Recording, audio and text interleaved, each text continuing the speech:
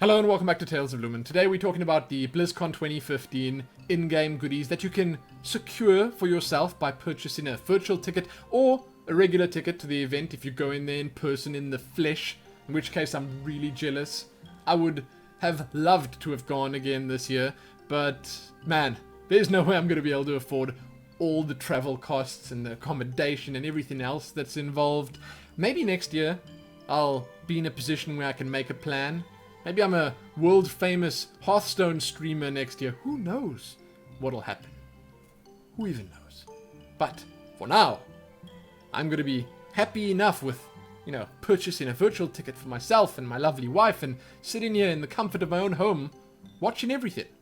And the great thing about the virtual ticket is after the actual event, you can just watch all the stuff you missed. That's what I did last time. I obviously, when I was at BlizzCon last year, did not get to see everything. I mean, with all the running around and all the people and the social interactions, I missed a lot.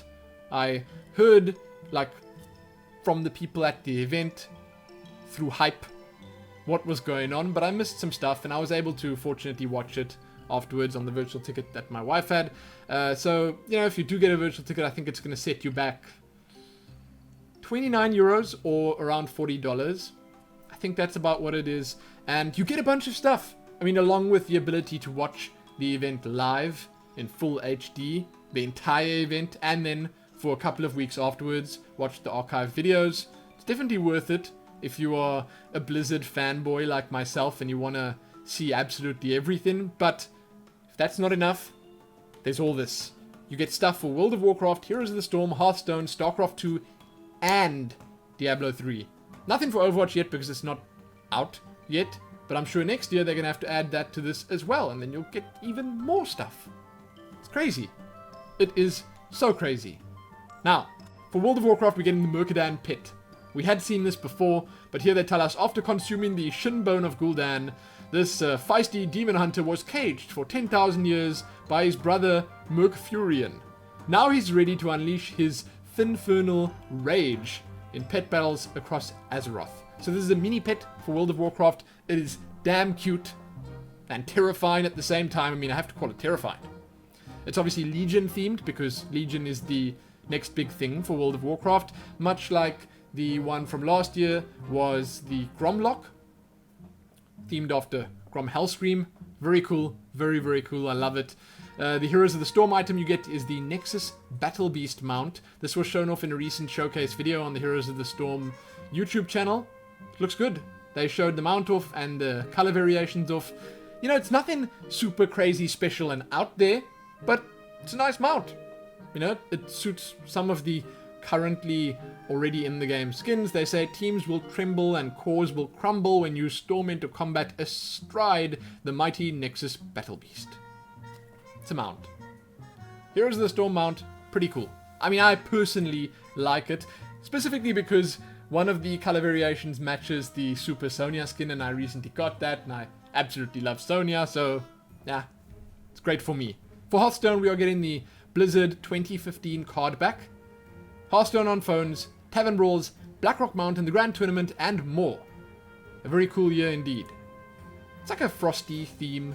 I think that because of this, maybe they're gonna announce a certain frosty themed raid as the next Hearthstone adventure.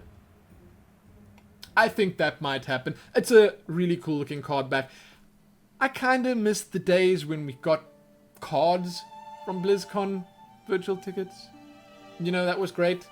ETC was a really cool flavor card. Sure, he doesn't see much play, but it's a fun card, and the fact that he doesn't see much play means it's okay for him to be there. They didn't release like a Dr. Boom or something for buying a virtual ticket, but it would have been cool if they had released something like that as well. I'm not going to complain about the card back though. I'm a collector and I will gladly accept it. It looks kind of similar to the Power Core card back, but it's got, again, like I said, a frosty theme. That again leads me to believe that we're going to see a certain raid with a certain Lich King announced. I would actually like it a whole lot if it worked in the same way that I discussed before, where they release the Death Knight class and you actually play through Icecrown Citadel. as a Death Knight and unlock the different cards for the class as you go through it. That would have been amazing, but hey, I think that the classes in the game right now are enough, so I'm not going to say that that has to happen. Next up for Starcraft II, I guess for Starcraft II, you're not really getting very much. You get 2 portraits. Show off your status as a galactic Blizz conqueror with a pair of Legacy of the Void themed portraits, invoking the mysterious mysteries of the Zelnaga and the power of the Spear of Adun. It's portraits, like 2 portraits. I don't know. Where do you even see portraits in Starcraft 2 right now? I don't think you get to see that in-game. They're not giving you decals anymore or anything like that. But hey, it's an extra. I see them as extras, and I'm going to be playing Legacy of the Void, so having the portraits kind of cool. Diablo 3. You get a BlizzCon pennant.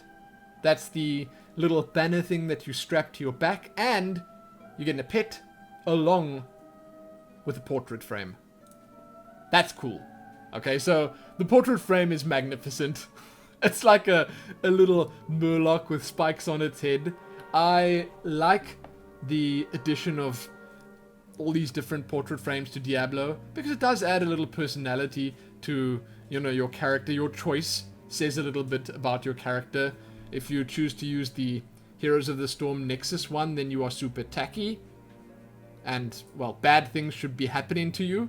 But this one's crazy. It's out there. It's cool. I like it. I like it. The pet looks, well, interesting as well. I'm wondering if that little BlizzCon flaggy type tag thing on popping out of the treasure Murloc's bag is actually going to be there. Because that doesn't look great. The pennant, however, that looks pretty great. Okay, good texture work on there. I like the frosty theme that they got going on it again. Kind of cool. I don't know if that's hinting towards something coming for Diablo. I don't know, they seem to be going for a frosty theme with everything, so maybe my theory about the card back is null and void. I don't know. But that's it. Those are the in-game goodies that you're going to be getting. You'll get these sometime after, or sometime before BlizzCon. I mean, it's usually after, but sometimes they add some of these before in patches or whatever. Depends on when they decide to patch the games, you know. But you can let me know what you think about this collection of goodies. If you are planning on purchasing a regular ticket, if you're going to the actual event, I'd love to hear about that. Okay? If you're going for the first time, tell me what you're excited about, because, man, I know all about that excitement. And again, I'm jealous, of course. I mean, man, being there in person, it's going to be a good BlizzCon this year. Really good. And if you're buying the virtual ticket, what are you most excited about? I mean, apart from the in-game goodies. I'm super keen, once more, for the Hearthstone tournament. I watched a lot of that live last year, and it was just so good. I'm always entertained by that. And obviously all the rest.